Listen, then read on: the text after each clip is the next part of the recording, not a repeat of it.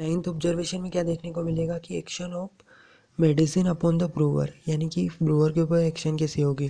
तो healthy prover are always benefited by proving, मतलब कि प्रूविंग के दौरान हेल्दी प्रूवर को भी बेनिफिट होता है, ये बताया। If they are properly conducted the constitutional symptom of a prover have to carefully note down, मतलब कि उसके कॉन्स्टिट्यूशनल सिम्टम को नोट करना है। And subtracted from the symptoms of drug proved, these symptom will not very commonly appear during the proving, मतलब कुछ ऐसे symptom होते हैं ना जो प्रूविंग के दौरान नहीं देखने को मिलते, कॉमन जनरली को प्रूविंग के दौरान नहीं देखने को मिलते। If they do not the change in them, ठीक है, और अगर वो देखने को मिले तो उससे कुछ बेनिफिट भी हो जाता है। तो हेल्दी प्रूवर जो होते हैं always benefited by the proving, मतलब उन्हें भी बेनिफिट हो जाता है, मतलब कि उनको जो आगे जाके कुछ एक्सटर्नल इन्फ्लुएंसेस होंगे तो उसमें बेनिफिट होने वाला है, ये है। फिर टेंथ ऑब्जर्वेशन की बात करें तो new symptom appearing after the remedy, यानी कि if array of a new symptom appear, अगर नए सिम्टम आ गए रेमेडी देने के बाद, तो हमें क्या करना है, रेमेडी जो है वो राइट नहीं है, ऐसी कंडीशन जो है वो अनफेयरेबल हो जाएगी, इसीलिए हमें स्टॉप करना पड़ेगा। तो step to be taken before coming और कंक्लूजन, हमें कंक्लूजन पर पहुंचने से पहले फिर new symptom have to be verify, उन्हें वेरीफाई करना है। The physician with the help of patient and his attendant, यानी कि उसके अटेंडेंट से या पेशेंट की हेल्प लेके हमें उन्हें वेरीफाई करना है। In some instance the new symptom turns out to be old symptom which the patient में है फॉर, मतलब कभी कभी क्या होता है कि ओल्ड सिम्टम जो पेशेंट खुद बताना भूल गया वो सिम्टम आए थे और हम उन्हें नया मान रहे, पर ऐसा नहीं होता। तो केस टेकिंग के दौरान वो बताना भूल गया मेंशन करना, तो considering them to be unimportant, मतलब उसके नज़र में वो इम्पोर्टेंट नहीं थे तो उसने नहीं बताया। और else the patient may have to be note notice, उसने नोट ही नहीं किया कभी या बताना भूल गया, तो इसकी कंडीशन तब देखने को मिल सकती है। ओनली हिज पेरेंट, उसके जो पेरेंट है वो उन्हें रिकॉल कर पाते हैं।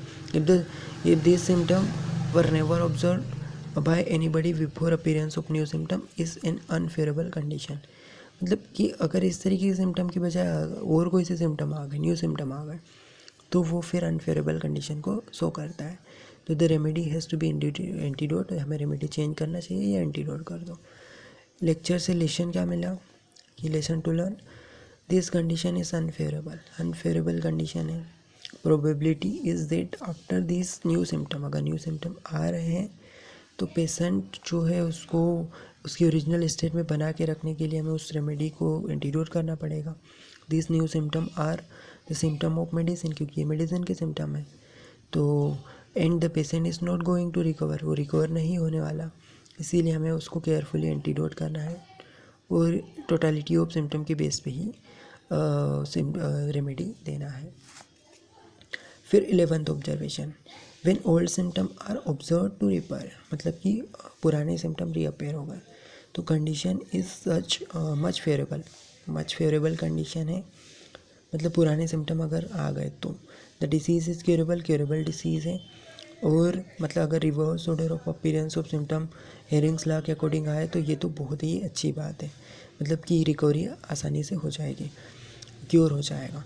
स्टेप टू बी टेकन, तो remedy has to be left to complete its action, यानी कि रेमेडी के एक्शन को कंप्लीट होने के लिए उसे छोड़ देना है, फर्दर रिपीटेशन नहीं करना है और कोई इंटरप्शन नहीं रखना है, मतलब कि रेमेडी को इंटरप्ट नहीं करना है, उसके एक्शन होने देना है। The old symptom come back to stay, अगर ओल्ड सिम्टम स्टे हो जाते हैं, रुक जाते हैं, तो रिपीटेशन जो है ऑफ डोसिस ज़रूरी हो जाता है, तब रिपीटेशन करना है। Patient must be encouraged that he is in on the road of recovery, यानी कि ये इंडिकेट कर रहा है कि पेशेंट की रिकवरी हो रही है। लेसन टू लर्न, अगर ओल्ड सिम्टम आते हैं रेमेडी प्रिस्क्रिप्शन के बाद तो ये गुड इंडिकेशन है, अच्छी बात है ये। If the symptom are appearing according to Hering's law of cure, अगर ये symptom Hering's law of cure के अकॉर्डिंग आते हैं, reverse order of appearance of symptom above downward within outward और more important to less important, तो ऐसे cases जो है वो फेवरेबल कंडीशन है। देन उसके बाद 12th ऑब्जर्वेशन, तो सिम्टम्स टेक रॉन्ग डायरेक्शन, यानी कि इट इज़ नॉट अ मतलब सिम्टम जो है रॉन्ग डायरेक्शन में चले गए। तो इसमें क्या बताया, it is not a good condition, the symptom are not following Hering's law. अगर हेरिंग्स लॉ को फॉलो नहीं कर रहा है तो ये मेडिसिन परफेक्ट मिनिमम नहीं है। Medicine watt not select, medicine जो है वो प्रॉपरली सिलेक्टेड नहीं है, जनरल सिम्टम के बेस पे सिलेक्ट नहीं की गई है, ये केवल कॉमन सिम्टम के बेस पे सिलेक्ट की गई है। इट वाज केंट के जनरल की बात करें, केंट के जनरल जो होते हैं वो अनकॉमन टाइप के होते हैं। Prognosis of the case would be bed, यहाँ पे प्रोग्नोसिस बेड आएगा और रेमेडी जो है सप्रेस करेगी कंडीशन को पेशेंट की।